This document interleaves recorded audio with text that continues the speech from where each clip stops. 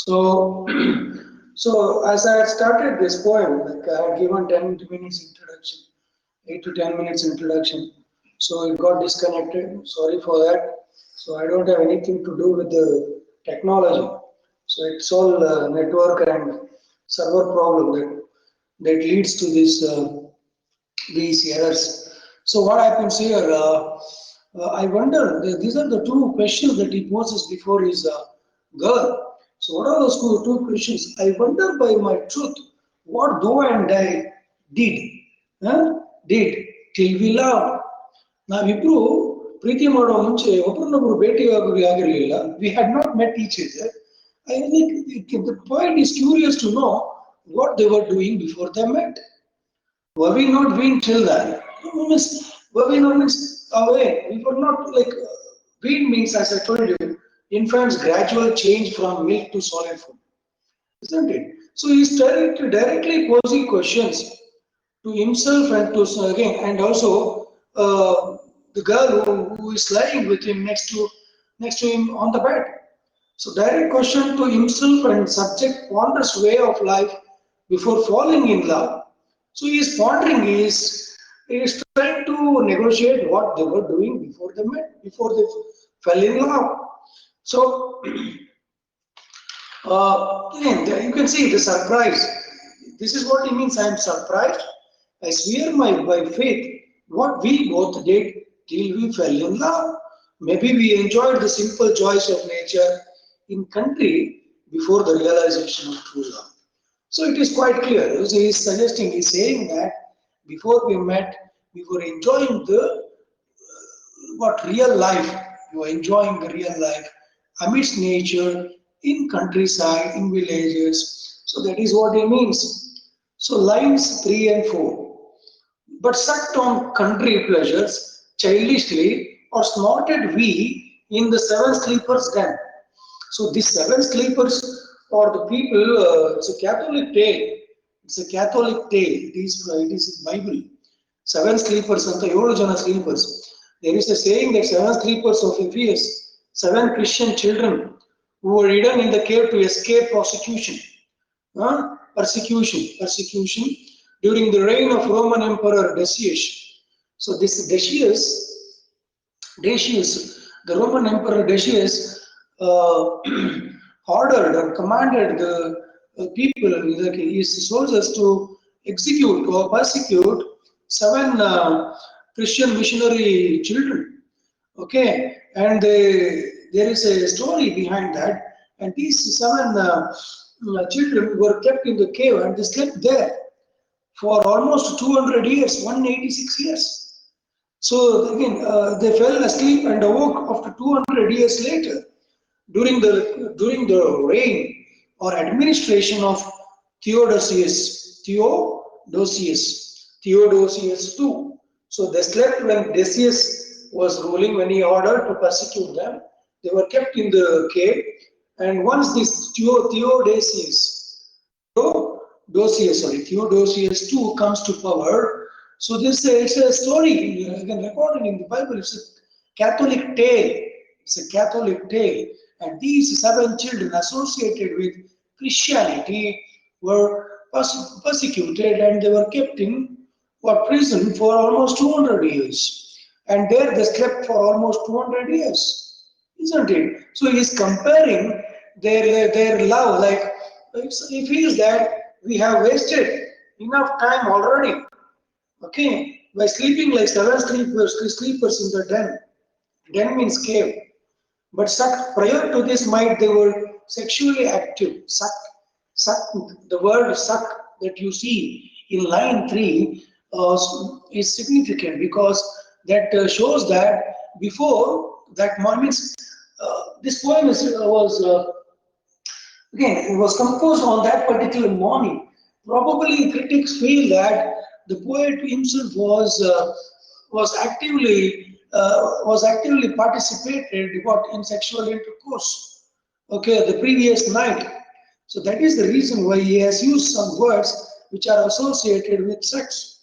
You can see that, but sucked on the country pleasures childishly. Okay, we sucked on the country pleasures childishly, Or snorted. Snorted means to sleep, snort, snort, like Gorkevadika, like we in the seven sleepers get snorted sleep. Okay, thus their slumber is compared to the long sleep of seven sleepers, and they're worried to how love has changed the speaker. Okay, so again you can see the very important. So he is comparing their long, again what uh, the kind of wasting time before they met. They have wasted their enough time for almost 200 years.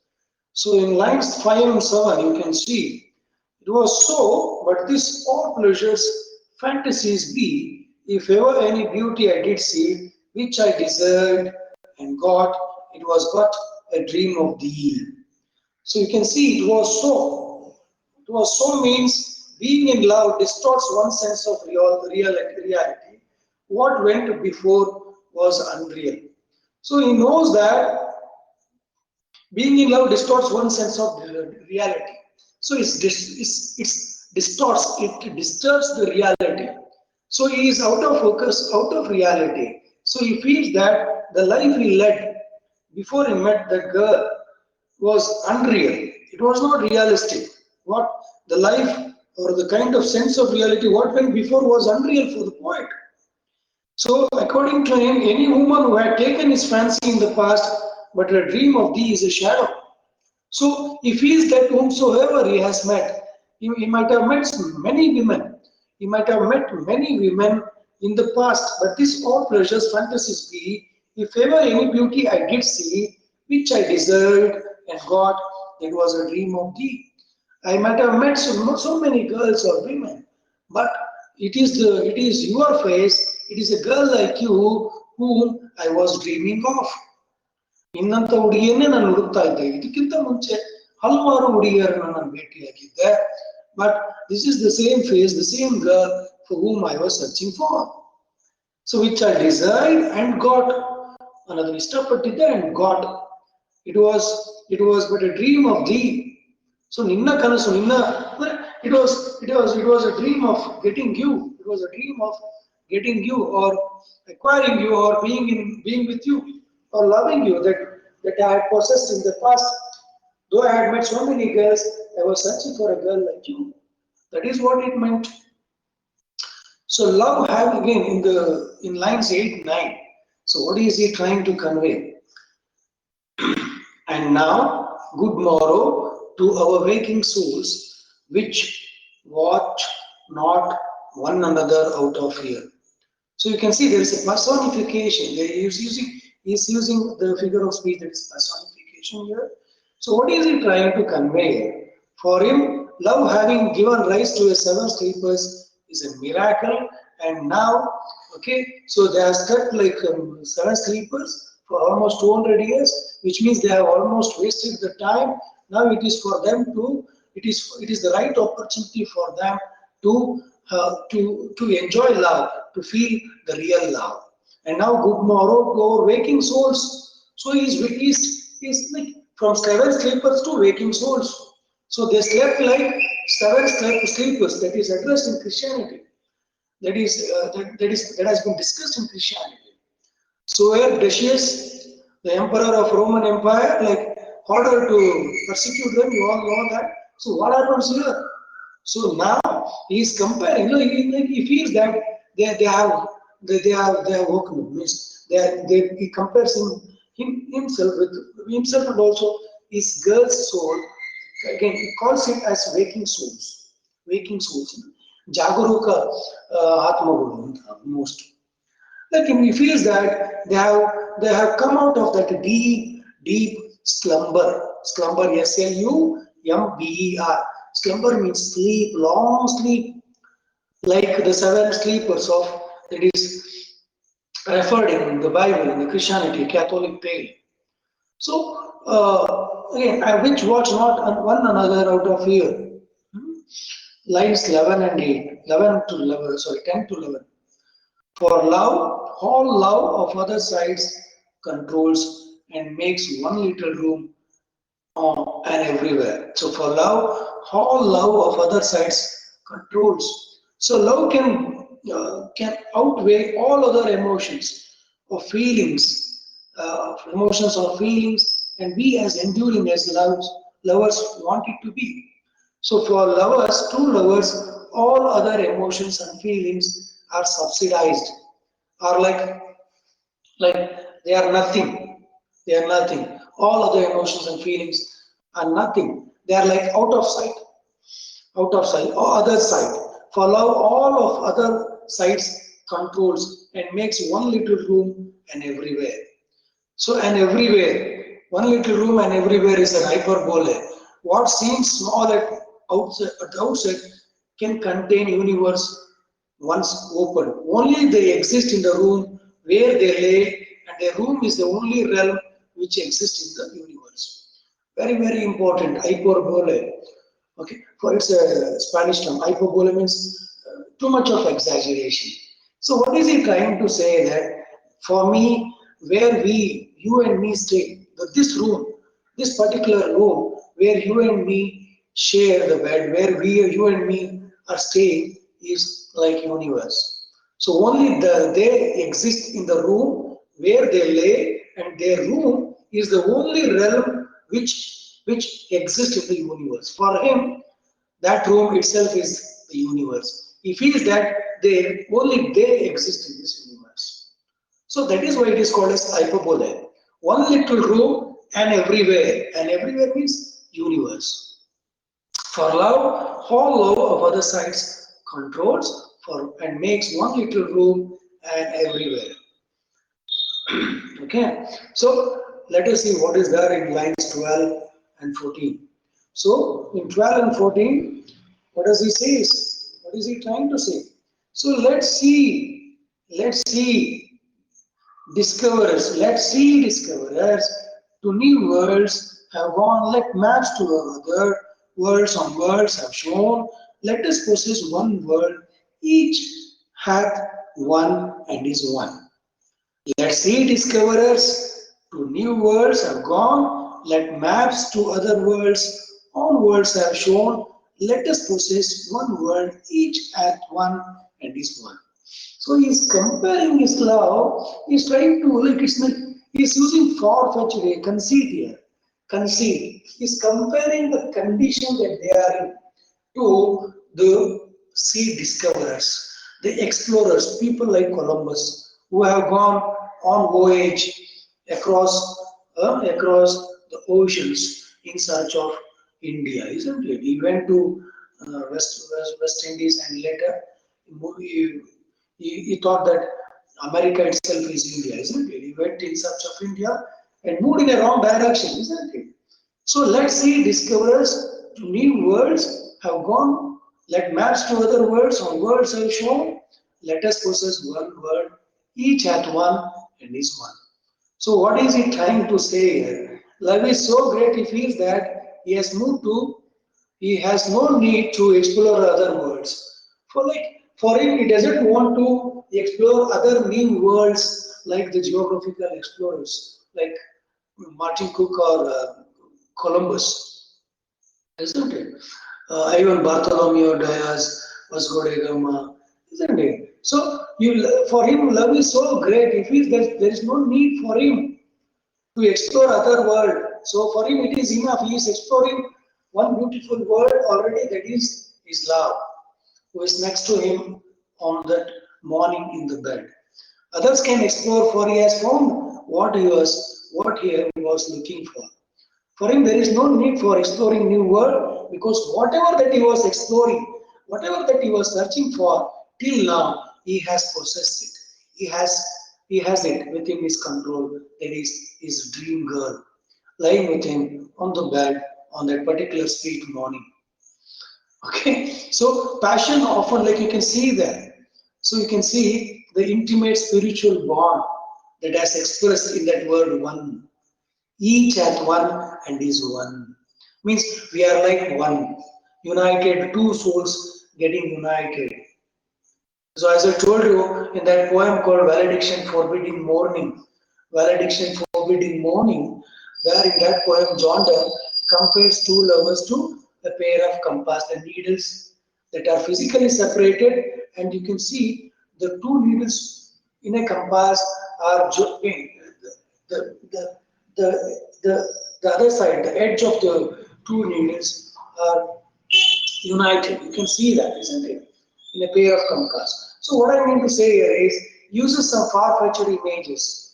So he has brought in the sea explorers, geographical explorers, to present their condition and to compare their life with the geographical explorers. They have all set, they have gone across the seas, oceans in search of new lands, in search of new world.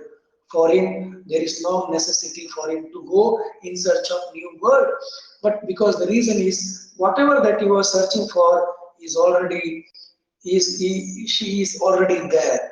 The dream girl, she is already there, lying with him on the bed, next to him on that particular sweet, beautiful morning. Passion often felt at the beginning of a love story. Nothing else seems to matter. So for him, nothing else seems to matter. Nothing else really matters. So what really matters is the world that he has or possessed. Okay, that life that he has. Like she herself is a world for him. She is a world for him. Her lover, so his love, that girlfriend or fiance she's like a world for him. Okay, lines 15 and 16. My face in thine eye, thine in mine appears. My face in thine eyes, thine in mine appears. And true plain arts do in the faces rest. So personification here, rest. Okay, so rest, as I told you, it has two meanings now. Like here, rest means again to live, or another rest is to sleep, isn't it? So the speaker looks at a pure, plain hearts means pure, okay, pure hearts, pure love into his lover's face. It's like looking into a mirror. Their love become what? So close that it seems they are at the same. They are the same, sorry.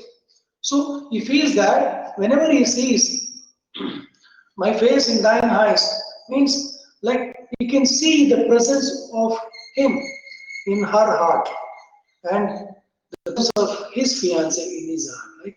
Both of them are present in their heart and mind.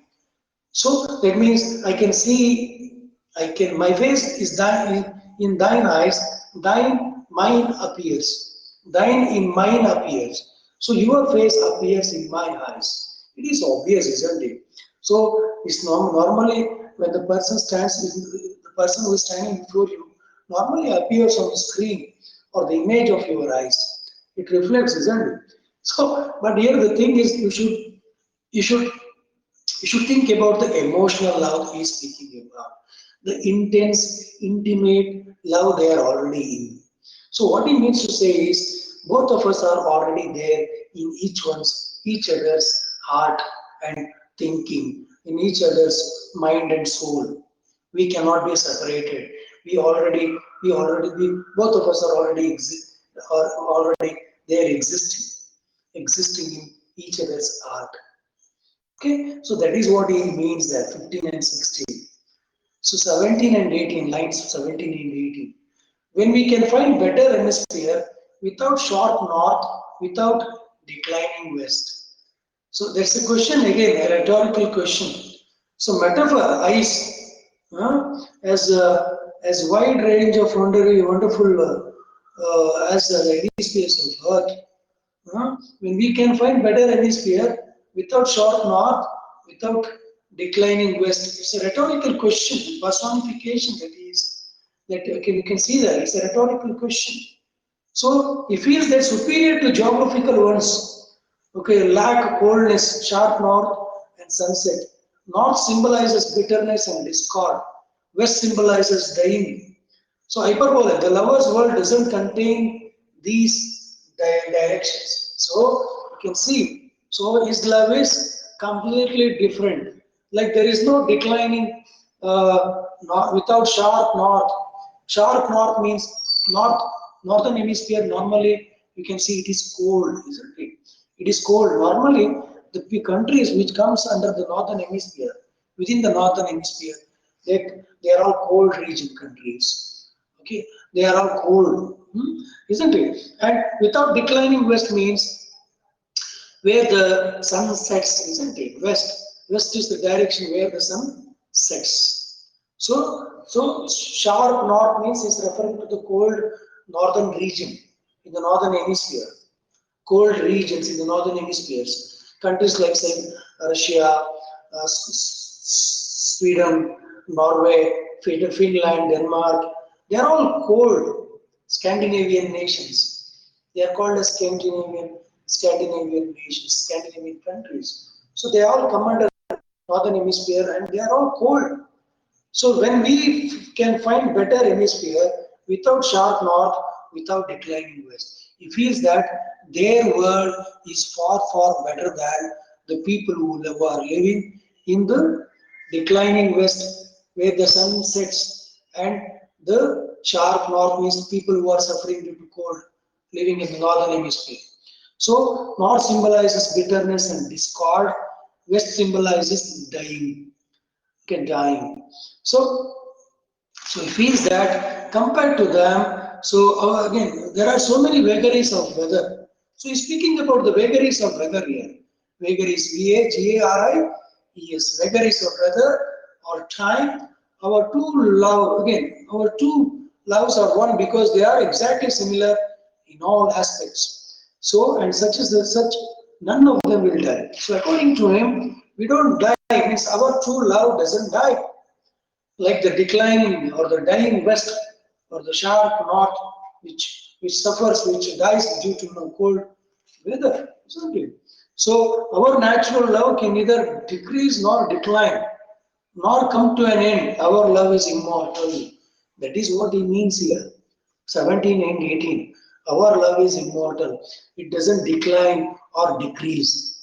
It doesn't decline or collapse or decrease. So our love is eternal, immortal.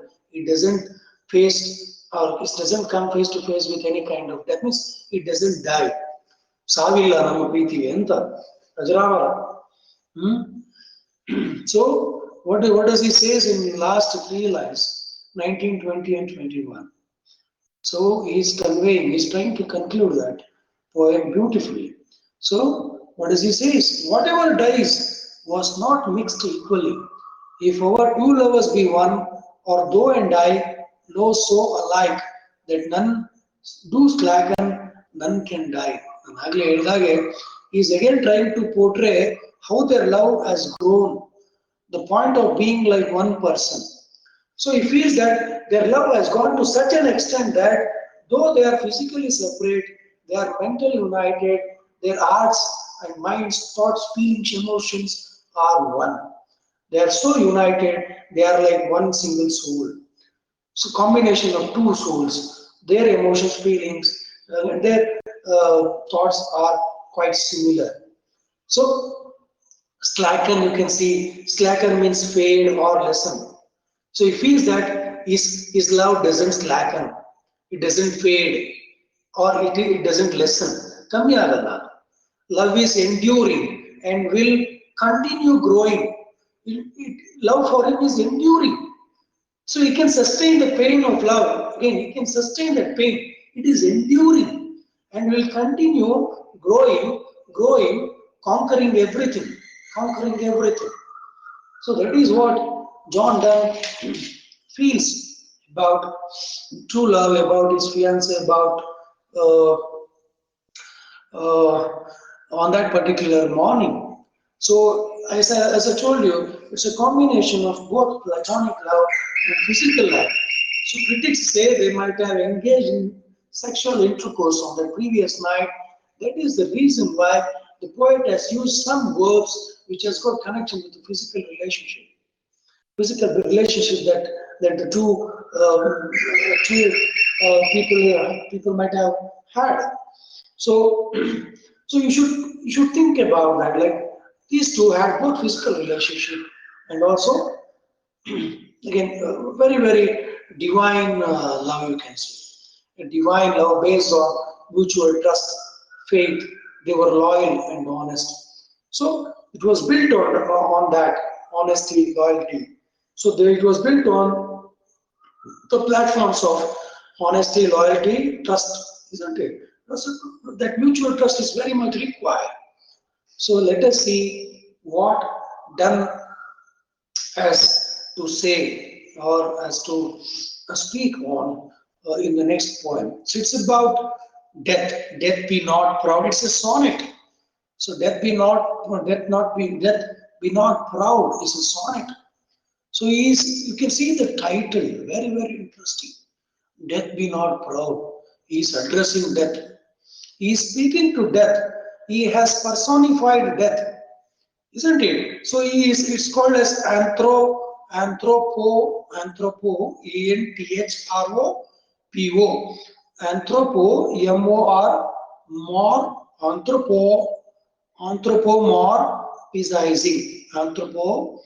anthropomorphizing, morphizing, anthropomorphizing,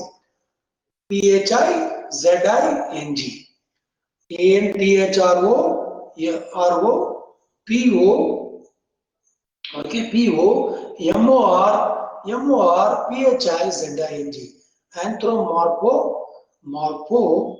anthropomorphizing means to endow with human qualities.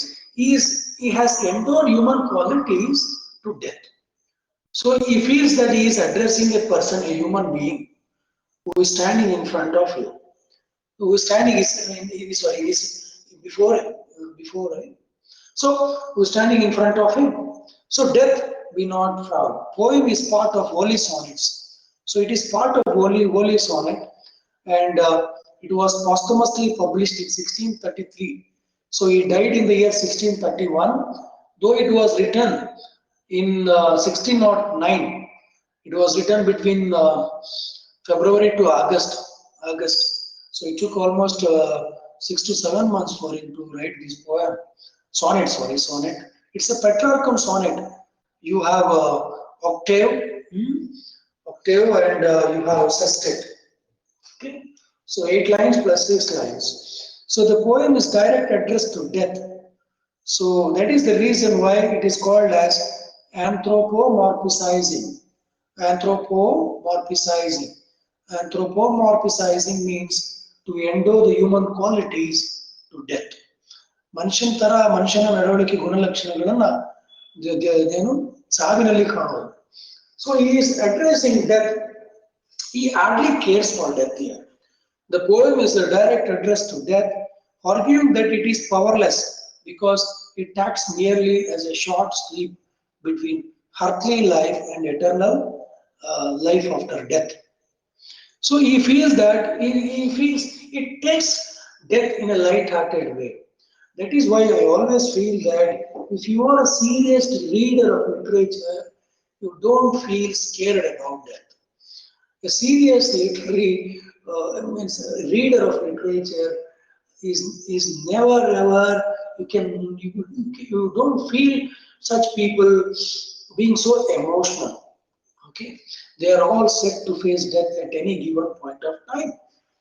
A serious reader of literature, normally, even a writer, a literarian, normally doesn't scale. Again, you do not or never ever get scared about death.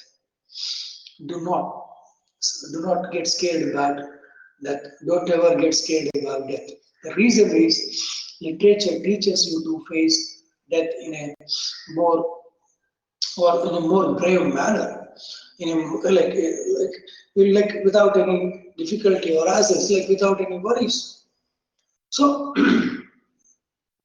the poem is a direct address to death, arguing that it is powerless because it acts merely as a short sleep between earthly life and eternal life after death. So death is personified, as I told you, it is personified and addressed as a recipient. So he is addressing death as a recipient. So done is anthropomorphizing death. That means he has endowed human qualities to death here. So let us see what is there in the poem. Death be not proud, though some have called thee mighty and dreadful, for thou art not so. So he's saying, he's asking death not to be so proud. Saku, jasti dimaku ham beda. Don't show your pride. Don't show, don't think like that you are everything. You are mightier. No, you are not the mightiest. So what is he trying to say? Death, be not proud. Don't be proud. Though some have called thee mighty, some people might have called thee. Thee means you. THEE, Old English. Thee. Though some might have called you what? Weak. Sorry, not weak. Mighty. Mighty and dreadful. Dreadful. Very, very scary. You might appear scary and dreadful. Sorry, scary or dreadful and also mightier for people, for some people. Though some have called thee mighty and dreadful, for thou art not so, but you are not so. Isn't it? The speaker directly addresses and personifies death, telling it not to be arrogant just because some people find death scary and intimidating. Intimidating. So death is intimidating, it intimidates you. So it acts on your psychology. It, it creates a kind of fear. You'll be in trauma if you come to know that you'll be, means you have to face death within 24 hours. If you come to know that you have to face, you have to encounter death within 24 hours, face-to-face encounter with death within 24 hours, what will be the state of your mind? So think about the mindset of the Nirbhaya rapists who were prosecuted, who were hanged. So what was their thinking? Like, what was their mindset before they were executed? Mindset before 48 hours. Before 48 hours was how would they means how scary, how traumatic their mindset would have been. Traumatic their mindset would have been. So what I want to suggest is for people, for John Donne, death is not scary. For some people, you may appear like what dreadful and intimidating, arrogant, scary. So you feel that you are arrogant, so arrogant. You may consider yourself as again proud. So proud means creature, a proud thing. That be not proud, though some have called thee mighty and dreadful, for thou are not so. But you are not so. You are not so dreadful or scary or intimidating or arrogant. Okay. In fact, death is neither of these things because people don't really die. When death, whom the speaker peace comes to them, nor will the speaker truly die when death arrives. So, for those whom the things though does overthrow, die not. Poor death, nor yet can thou kill me. For those who think that they will be dead, for those who think that they will be dead, who are scary thinking about death, and for those, death is not the permanent death. It's not like you cannot take someone's life permanently. So he's saying that he's speaking about reincarnation. There is there is always scope in Christianity. Christianity always believes in reincarnation. ಪುನರ್ಜನ್ಮ ಅನ್ನೋದ್ರ ಬಗ್ಗೆ ಕ್ರಿಶ್ಚಿಯಾನಿಟಿಯಲ್ಲಿ ನಂಬಿಕೆ ಇದೆ, ಭಾರತದಲ್ಲೂ ಇದೆ, ಹಿಂದುತ್ವದಲ್ಲೂ ಇದೆ. ಹಿಂದೂ ಧರ್ಮದಲ್ಲೂ ಪುನರ್ಜನ್ಮದ ಬಗ್ಗೆ ಪ್ರಸ್ತಾಪ ಇದೆ. So that means this soul is temporary. Sorry, this body is temporary abode or a temporary habitat or a place, dwelling place for any soul. ಯಾವುದೇ ಆತ್ಮಕ್ಕೂ ಈ ದೇಹ ಏನಿದೆ, ಮನುಷ್ಯನ ದೇಹ ಒಂದು ಟೆಂಪರರಿ ಸ್ಥಳ, ಉಳ್ಕೊಳ್ಳೋದಕ್ಕೆ ಜಾಗ ಇದ್ದಾರೆ. So that means soul doesn't die. Physically you may die, but soul doesn't die. Soul goes in search of another body and goes and enters to that body, and in that way soul lives forever. So death, even after death, people are born, reborn, and they don't die. So death means, even death is like sleep, temporary sleep. You sleep, normal sleep, right? So every night you sleep. In the same way, death is nothing but a sound sleep. That's it. Sound sleep. When you are dead, you are in a sound sleep. And your soul will be searching for some other body. That is what it means. isn't it? So, in fact, death is neither of these things because people don't really die when death, whom the speaker pities, comes to them, nor will the speaker truly die when death arrives. ಸಾವು ಬಂದ ತಕ್ಷಣ ನಾನು ಸಾಯಲ್ಲ ಅಥವಾ ಸಾವಿನ ಬಗ್ಗೆ ಭಯ ಪಡ್ತಕ್ಕಂಥವ್ರು ಸಾಯಲ್ಲ. People who are scared about death, even they don't die. Comparing death to rest and sleep here, okay, you can see that die not, poor death, nor yet can thou kill me. From rest and sleep, which but thy pictures be, much pleasure, then from the much more must flow, and soonest our best men with thee do go, rest of their bones and souls delivery. So comparing death to rest and sleep, which are like images of death, the speaker anticipates death to be even more pleasurable than these activities. So for him, dying is a pleasurable activity. You can enjoy, rejoice. Okay? So one has to rejoice the approaching death. You have to welcome death with open heart, with open hands. Yes, welcome. You have to open the door. Yes, welcome death. Take my life. I am all set to go, come with you. Means death is nothing but it is a pleasurable activity like rest and sleep. Rest and sleep.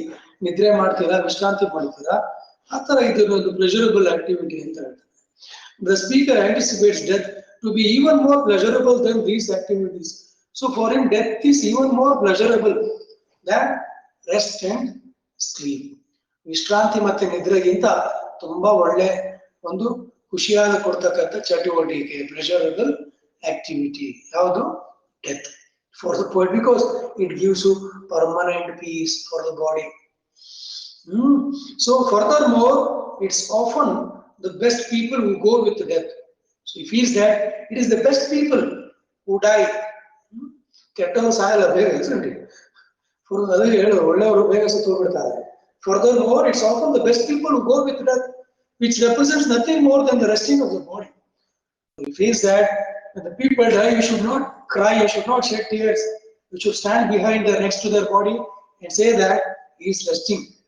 He is resting. It's a temporary rest. That soul may find another body, isn't it?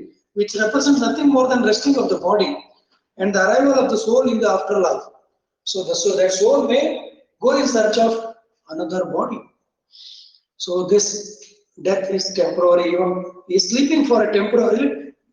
Though that body cannot react, it might have lost its senses. That doesn't mean that the soul is dead. Only this physical body, the soul has departed or exited from that body. From that body, it might have gone in search of some other body. That is why we in Hindu religion we perform Tithi, 11 days Karya. That is what they say.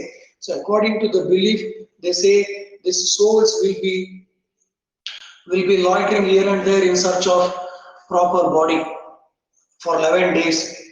ಶಾಂತಿ ನೆಮ್ಮದಿ ಇರಲ್ಲ ಆತ್ಮಕ್ಕೆ. ಆತ್ಮ ತರ ಅಲ್ಲಿ ಇಲ್ಲಿ ಓಡಾಡ್ತಿರ್ತೀಯ ಅಂತಾರೆ ನಿಮಗೆ. So 11 days it will be restless. So it will be in search of a proper place, a proper abode.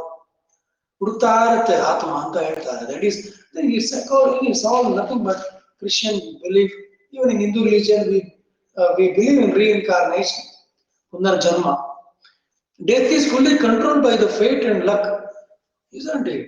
So what is he trying to say? So much pleasure then from thee, much more must flow. And soonest our best men with thee do go, rest of their bones and souls delivery. So even they rest themselves from their bones, okay, and the soul's delivery. Souls, it exits from the body. And death is fully controlled by fate and luck, and often administered by rulers or people acting desperately. So death is fully controlled by fate and luck. So it all depends on luck. If you are in bad luck, you might die soon. So death doesn't have any control over you. It all depends on your fate. So it means fate is your boss, not death. So death is just a process, a mechanism for your body. That's it. So it all depends on fate. So that is the reason death, don't be proud. because there are people above you. Who are they? Fate, luck. Even kings in those days, they used to pass orders. ಗಲ್ಲಿಗೇರಿಸಿ ಇವ್ರನ್ನ ಅಂತ, ಹ್ಯಾಂಗ್ ಮಾಡಿ ಅಂತ, ಯಾವ್ದಾದ್ರು ಒಬ್ಬರನ್ನ ಜೀವ ತಗೋಬೇಕು ಅನ್ನೋ ಅಧಿಕಾರ ರಾಜನಿಗೂ ಇತ್ತು. That means death doesn't have any power or control over any human being or any creature. Even kings used to have more power. In those days, kings used to have more power than the death. Today, the Supreme Court has got more power than death. Because though these rapists tried themselves to escape from the clutches of death, they could not, because the power that is the judiciary power, the power that lies with judiciary gave such an order that they were executed, they were hanged, isn't it? So that means in those days, during John Donne's period, it was monarchy, the kings and the queens who were ruling. So he has seen it, he might have seen that those people might have passed orders or commands to execute, to hang someone. So that means this man feels, that is quite clear that he feels that death is not superior. Death doesn't have that controlling capacity, it cannot intimidate. Though it is arrogant, it cannot dictate terms. It cannot dictate terms according to its wish. So death should act as per luck, fate, okay, luck, fate, and also by, so according to the administration of the diktat of the rulers or kings, or people acting desperately. The speaker desperately, some people may act desperately, some people may want to take your life. So he is like a Yama for you. So he has, like some people might be angry with you, or may want to take your life, may want to kill you. They don't want you to see alive. So they will be so restless, desperate to kill you, isn't it? So that means death do not have control over you. So that man who is intended to kill you or to take your life has more power than the death. So death cannot act when it wishes, whatever that it wants to do. So death cannot, like, it may hide, it may follow you like shadow to take your life, but it all depends on luck, fate, and people surrounding you, and how they act, how you behave in society, isn't it? How you behave, what kind of, like, even if you want, you can commit suicide and you can dictate terms with death. So death cannot dictate you. So if you want, if you feel frustrated with life, you may commit suicide. That doesn't mean that committing suicide is having control, having control over your body. But it is not allowed in the judiciary. You cannot commit suicide. You cannot escape after committing suicide. You will be sent behind bars. Committing suicide is a crime. Because once you are gone, you don't have you don't have any right over your body. Okay, you cannot act according to your wish. That's it. Okay, but the thing is, here he is criticizing death. He is attacking. It's a blistering attack on death. Okay, so the speaker points out that the death is also associated with poison, war, and illness. So death, you don't have any power. See, if a person falls ill, he may die. If a person consumes poison, he may die. Or if a person who is engaged in a war, if there is a person who is busy in war, he may die in war. So that means there are factors which have got more power, more supreme, okay, which have got supreme power than death. Which are those factors? War, poison, illness. So rest of their bones and souls, thou art slave to fate. You are a slave to fate. Whenever like a chance means luck. You are a slave to luck. Kings, okay, slave to fate, and also for desperate men, people who are ready to kill you, supari killers. They take money, right, to kill you, 5 lakhs to kill someone. So your fate, your luck depends on that supari killer. So your numbers or your days, days or time, all depends on that supari killer who is ready to kill you for the sake of money. So such people who are desperate to take your life has got more power than death. So death is slave to fate, luck. The luck means chance here, and kings, and also people who are desperate to kill you or involved in criminal activities. And does with poison, war and sickness well. And poppy or charms can make us sleepless. Poppy means drugs. Poppy, poppy ಅಂದ್ರೆ ಗಾಂಜಾ ಅಫೀಮ್. Poppy C of poppies. Poppies ಅಂದ್ರೆ ganja. POPPIES, ganja. Poppies, drugs. Ganja is one of the drugs, right? So, in fact, so this is, and poppy or charms can make us sleep well. Alcohol, medicine, poppies, drugs can make us sleep well better than you. So, so he is like drugs and magic spells. Magic spells. Charms means here magic spells. Charms. Charm. Magic model. Magic charms. So charms, magic, and also so some people may sleep through some magic. So magic and drugs. Poppies means drugs.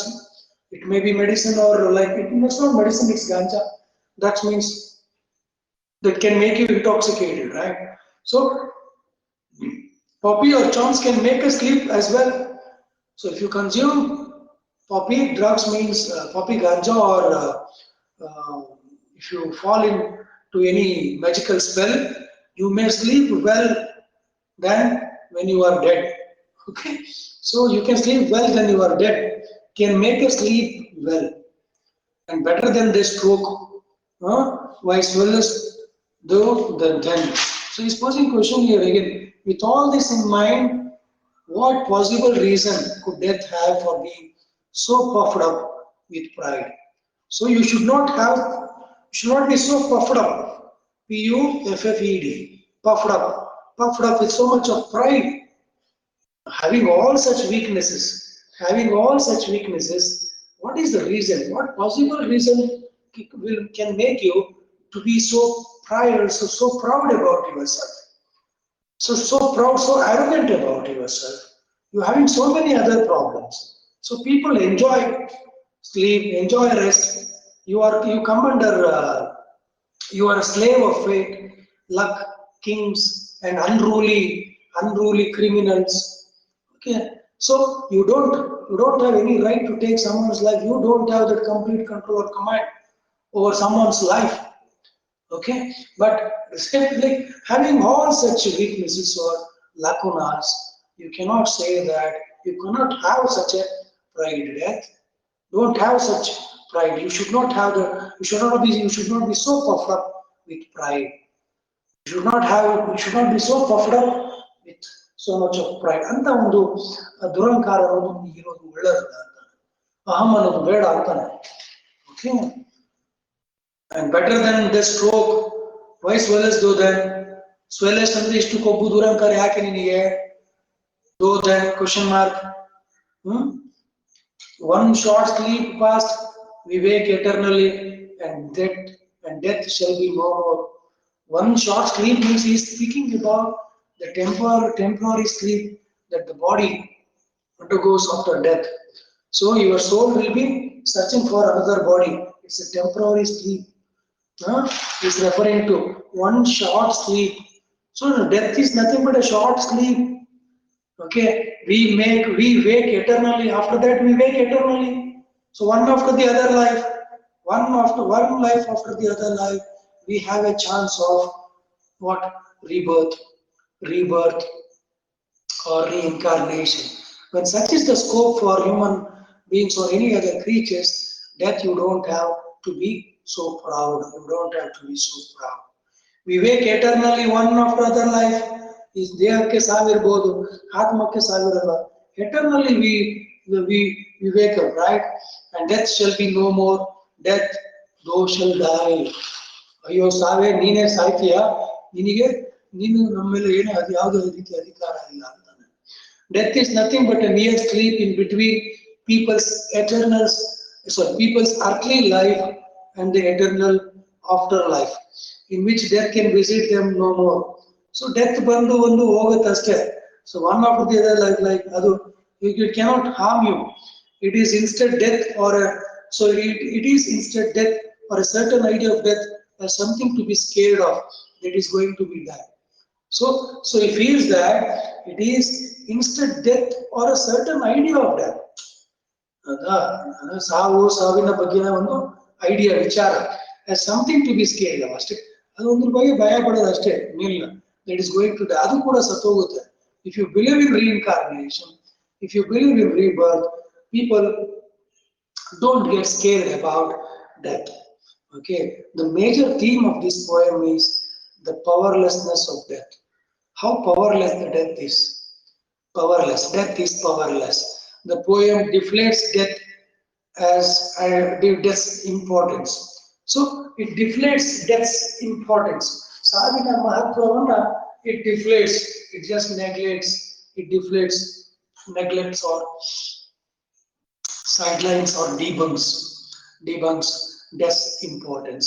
So that is all about Death Be Not Proud. So I have taught you two poems today. One is Good Morrow and the second one is Death Be Not Proud. I hope something has gone to means entered your nuts, means you can think, you can understand, and you can attend any kind of question posed on these two poems in the exam. I do feel that this class was worthy enough for you to interpret the meanings or the idea or the themes of the message of these two poems. I do feel that it was worthy enough. I am able to give you the justice. Within 1 hour, I have completed two poems. Thank you, one and all. Tomorrow, I'll come up with a new text, that is the play called The Silver Box. So, The Silver Box tomorrow. So, that is the last class for me to engage for you people. Second year B optional class. So, tomorrow, I'll be engaging the last class. After that, from Sunday, someone else will be engaging your class. So, all the best for you for today. So, meet you again tomorrow. Thank you. All the best.